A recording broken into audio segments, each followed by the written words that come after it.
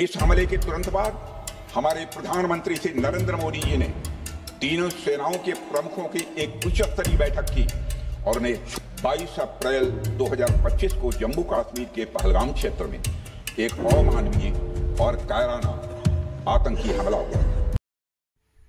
जय हिंद दोस्तों। ऑपरेशन सिंदूर पर राहुल गांधी जवाब मांग रहे थे। आज रक्षा मंत्री राजनाथ सिंह ने बहुत बारीकी से जवाब दिया। आगे वीडियो में बने रहें और इस चैनल पे नए हैं तो इस चैनल को सब्सक्राइब जरूर करें। चलिए वीडियो को शुरू करते हैं।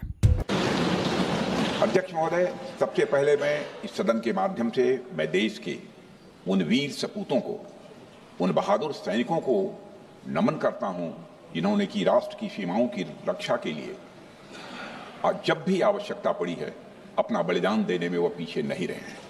आज भी वह तैयार हैं और आज भी वह तत्पर हैं।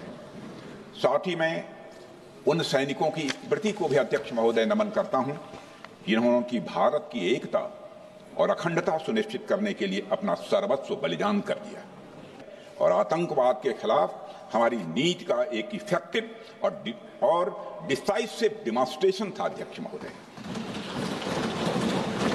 अध्यक्ष महोदय, जैसा इस सदन को जानकारी है, 22 अप्रैल 2025 को जम्मू कश्मीर के पहलगाम क्षेत्र में एक अमानवीय और कायराना आतंकी हमला हुआ। इस हमले में हमारे 25 निर्दोष नागरिकों सहित एक नेपाली नागरिक की भी जान गई थी। उन निर्दोष लोगों की जान उनका धर्म पूछ कर लिया गया। यह अपने आप में अमानवीयता का सबसे कुत्सित और सबसे घृणित उदाहरण था। यह घटना भारत की सहन शक्ति की सीमा की भी मैं मानता हूं परीक्षा थी। अध्यक्ष महोदय, इस हमले के तुरंत बाद हमारे प्रधानमंत्री श्री नरेंद्र मोदी जी ने तीनों सेनाओं के प्रमुखों की एक उच्च स्तरीय बैठक की और उन्हें छूट दी गई कि वे अपने विवेक, स्ट्रेटेजिक अंडरस्टैंडिंग और रीजनल सिक्योरिटी सिचुएशन को ध्यान में रखते हुए वह निर्णायक कार्रवाई करें।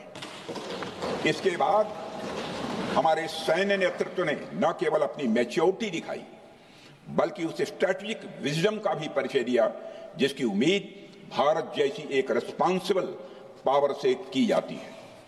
अध्यक्ष महोदय, ऑपरेशन सिंदूर को अंजाम देने से पहले हमारी सेनाओं ने हर पहलू का बहुत ही गहराई के साथ अध्ययन किया। हमारे पास कई विकल्प थे, लेकिन हमने उस विकल्प को चुना जिसमें आतंकवादियों और उनके ठिकानों को अधिकतम नुकसान पहुंचे और जिसमें पाकिस्तान के आम नागरिक को कोई क्षति न होने पाए, इस बात की भी हम लोगों ने चिंता की। अध्यक्ष महोदय, हमारी सेनाओं द्वारा की गई वेल कोऑर्डिनेटेड स्ट्राइक्स ने 9 टेररिस्ट इंफ्रास्ट्रक्चर टारगेट्स को प्रिसीजन के साथ, सटीकता के साथ हिट किया और इस सैन्य कार्रवाई में एक अनुमान के अनुसार 100 से अधिक आतंकवादी, मैं बहुत संभल कर बोल रहा हूं अध्यक्ष महोदय, हमारी फिगर गलत ना होने पाए, फिगर इससे बहुत अधिक है। 100 से अधिक आतंकवादी, उनके ट्रेनर, उनके प्रशिक्षक, उनके हैंडलर लश्कर ए तोयबा और हिजबुल मुजाहिदीन जैसे आतंकवादी संगठनों से संबंधित थे। ये वही आतंकी संगठन हैं जिन्होंने पाकिस्तान की सेना और ISI का जिन्हें खुला समर्थन प्राप्त है। अध्यक्ष महोदय, 7 मई 2025 को रात्रि 1:05 भारतीय सशस्त्र बलों ने ऑपरेशन सिंदूर प्रारंभ किया, जिसमें पाकिस्तान और पाक ऑक्युपाइड कश्मीर में भारत के खिलाफ आतंकी गतिविधियों से जुड़े 9 स्थानों को निशाना बनाया गया।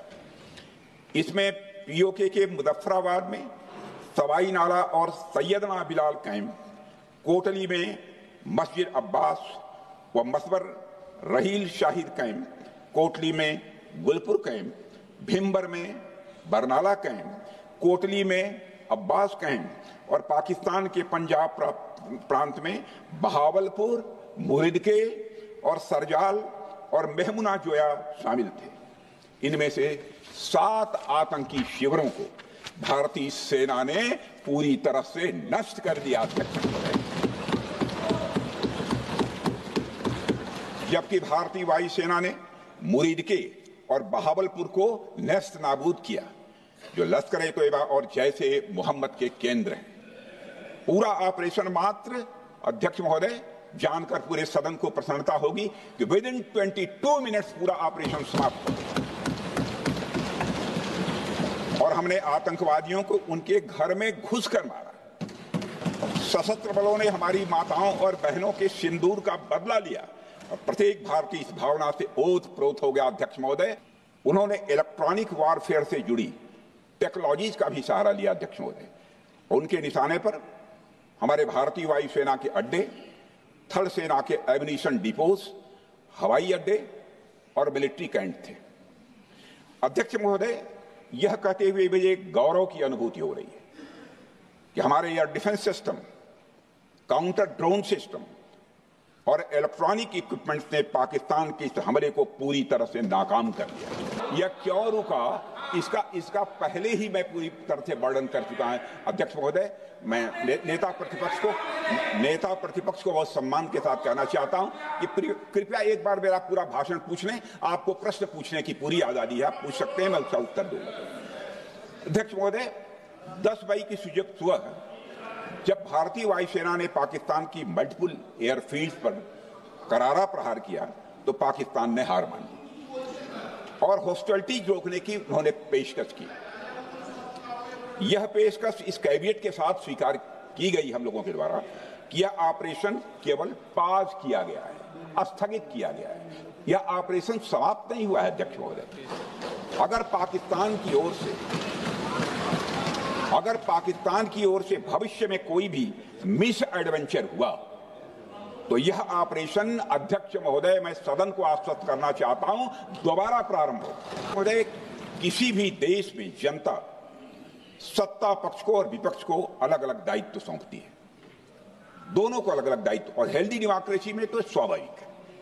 सत्ता पक्ष का काम होता है जनता के हितों को ध्यान में रखते हुए कार्य करना और विपक्ष का काम होता है सरकार से जनता के मुद्दों से संबंधित जरूरी प्रश्न पूछना।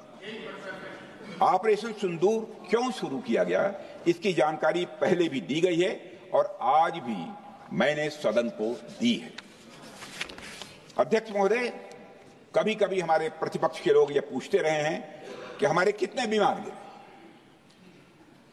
मुझे लगता है उनका यह प्रश्न हमारी राष्ट्रीय जनभावनाओं का सही से प्रतिनिधित्व नहीं कर रहा है। मुझे लगता है उन्होंने एक बार भी हमसे यह नहीं पूछा कि हमारी सेनाओं ने दुश्मन के कितने विमान मार गिराए।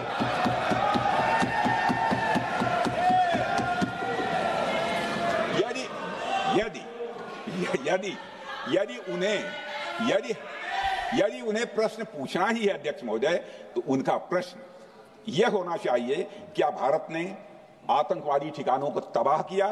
तो उसका उत्तर है हाँ।